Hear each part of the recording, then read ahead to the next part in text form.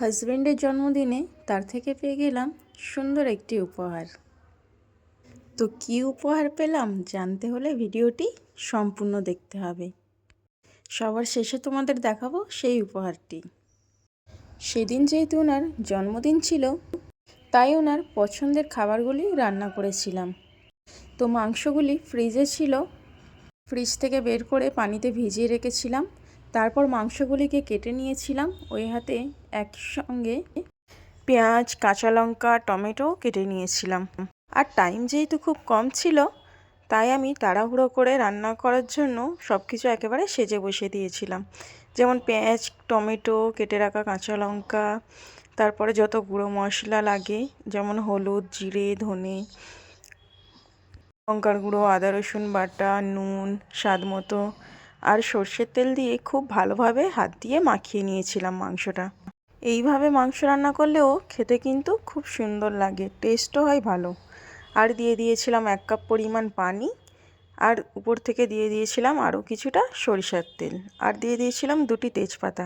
দিয়ে আমি কুকারটি বন্ধ করে গ্যাসে বসিয়ে দিয়েছিলাম। আর এই দিকে দেখো, পায়েস করব বলে আমি পায়েসের জন্য চালটা ভিজিয়ে দিয়েছিলাম। আর এখানে যেহেতু গোবিন্দভোগ চাল পাওয়া যায় না, তাই এই সুগন্ধি চালটা দিয়ে আমি পায়েস বানিয়েছিলাম। আর একটুখানি মিক্সিতে 1-2 বার ঘুরিয়েও নিয়েছিলাম, এতে করে পায়েসটা খেতে খুব ভালো লাগে আর তাড়াতাড়ি রান্নাও হয়ে যায়। এইদিকে আমি পায়েস রান্না করার জন্য একটি পাত্রের মধ্যে দুধ নিয়ে নিয়েছিলাম, আর দিয়ে দিয়েছিলাম গোটা গরম মশলা, কাজু, কিশমিশ সব দিয়ে দুধটা ওদিকে ফোটাতে বসিয়ে দিয়েছিলাম। আর এই হাতে এখানে একটি বড় সাইজের বেগুনকে কেটে নিচ্ছিলাম বেগুন ভাজার জন্য। আর দেখো, দুধটা ফুটে গেলেই আমি এখানে দিয়ে দিয়েছিলাম বেটে রাখা চাল। আর একটু অন্যমনস্ক হতেই দেখো কি অবস্থা হলো, সব দুধ পড়ে নষ্ট হয়ে গেল। কি আর করার, যেটুকু ছিল ওটুকু দিয়েই পায়েস বানিয়ে নিলাম। আর চাল সিদ্ধ হয়ে গেলে দিয়ে দিয়েছিলাম স্বাদ মতো চিনি, আর দিয়ে দিয়েছিলাম ঘি। ঘি দেওয়ার পর খুব ভালোভাবে পায়েসটাকে নাড়াচাড়া করে নিচ্ছিলাম, আর চিনিটা গলতে দিয়েছিলাম। আর এইদিকে দেখো, বেগুনেও মশলা মাখিয়ে নিয়েছি, আর মাংসটাও কষা কষা হয়ে গেছে, তাই জিরে গুঁড়ো আর একটু গরম মশলা দিয়ে আবারও খুব ভালোভাবে কষিয়ে নিচ্ছিলাম। আর পায়েসটা কিন্তু প্রায় রেডি।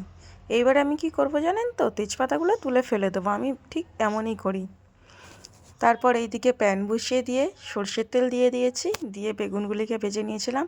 আর বানিয়েছিলাম ছোলার ডাল, যার কারণে ছোলার ডালগুলি আমি আগে থেকেই ভিজিয়ে রেখেছিলাম যাতে একটু ফুলে যায়, তাহলে রান্নাটাও তাড়াতাড়ি হয়ে যাবে। আর ছোলার ডাল রান্নার আগে ভিজিয়ে রাখলে খুব ভালো হয়। তারপর আমিও এটা সেম মাংসের মতো সব মশলা সেজে বসিয়ে দিচ্ছিলাম, যেমন টমেটো, পেঁয়াজ, হলুদ গুঁড়ি, ধনে গুঁড়ি, তারপর একটি তেজপাতা দিয়ে দিয়েছিলাম, লাল লঙ্কা দিয়ে দিয়েছিলাম সামান্য পরিমাণে আদা রসুন, সর্ষের তেল, আর দিয়ে দিয়েছিলাম একটি এলাচ। দিয়ে খুব ভালোভাবে হাত ঘষে মশলার পানি দিয়ে বসিয়ে দিয়েছিলাম। আর এই দিকে দেখো, আমি বাসন্তী পোলাও করব বলে পোলাওয়ের প্রিপারেশনটা করে নিচ্ছিলাম। গামলার মধ্যে চালকে ধুয়ে খুব ভালোভাবে পানি ঝরিয়ে হলুদ আর লবণ মিশিয়ে নিয়েছিলাম স্বাদ মতো।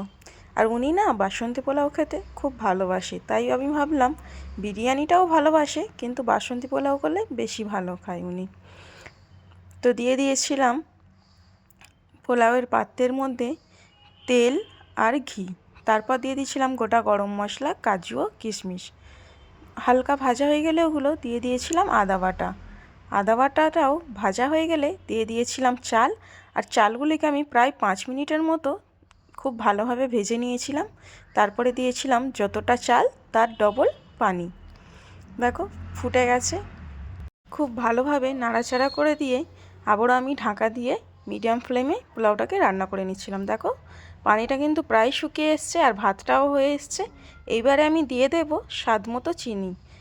চিনিটা আমি 1 বাটির থেকে একটু কম দিয়েছিলাম, খুব বেশি মিষ্টিও ভালো লাগে না আর খুব কম মিষ্টিও ভালো লাগে না, তাই মিডিয়াম পরিমাপে চিনিটা দিয়েছিলাম। চিনি দিয়ে খুব ভালোভাবে মিশিয়ে 2-5 মিনিট মতো দমে রেখেই নামিয়ে নিয়েছিলাম। আর এদিকে ছোলার ডালটাও রেডি হয়ে গেছে।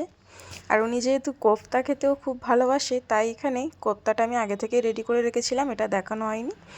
তো তেল গরম করতে বসিয়ে দিয়েছি কড়াইতে, তারপরে একে একে সবগুলি কোফতা খুব ভালোভাবে ভেজে নেব। আর কোফতাগুলি ভাজতে দিয়ে ওইদিকে আমি শসাটাও কেটে নিয়েছিলাম স্যালাডের জন্য। আসলে ওই দিন অনেক দেরি হয়ে গেছিলো, যার কারণে আমাকে খুব তাড়াহুড়ো করে রান্নাগুলো করতে হচ্ছিল, যার কারণে খুব ভালোভাবে আমি আর দেখাতে পাইনি। তো দেখুন এইগুলোই আমি আয়োজন করেছিলাম, এইটুকু ছিল আমার ছোট্ট আয়োজন। আর হ্যাঁ, বলেছিলাম উপহার দিয়েছে, তো দেখুন এই সুন্দর পায়েলটি আমাকে সে উপহার দিয়েছে, এটি ছিল 28 গ্রামের। তো পায়েলটি কেমন হয়েছে অবশ্যই জানাবে। আর সবাই ভালো থাকবে, সুস্থ থাকবেন। আর যারা এই পর্যন্ত ভিডিওটি দেখেছেন তাদেরকে অসংখ্য ধন্যবাদ। দেখা হবে অন্য কোনো ভিডিওতে। ভিডিওটি যদি ভালো লাগে অবশ্যই একটি লাইক, কমেন্ট আর শেয়ার করে পাশে থাকবেন। টাটা।